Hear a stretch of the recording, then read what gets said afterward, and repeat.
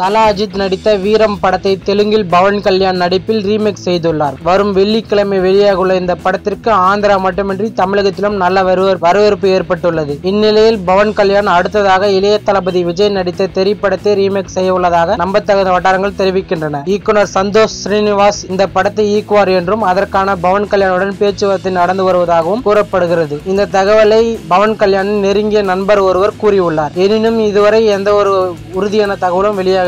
ஆனால் தற்போது பவன் கல்யாணின் பார்வை இளைய தளபதி விஜயின் தெறி பக்கம் திரும்பியுள்ளதாக கூறப்படுகிறது. இந்த தகவல்கள் உங்களுக்கு பிடித்திருந்தால் லைக் மற்றும் கமெண்ட் செய்யவும். மேலும் இளைய தளபதி விஜய் பற்றிய பல சுவாரஸ்யமான தகவல்களை அறிந்து கொள்ள கீழே உள்ள சப்ஸ்கிரைப் பட்டனை அழுத்தவும். கூடவே அந்த பெல் பட்டனையும் அழுத்தவும். நன்றி, வணக்கம்.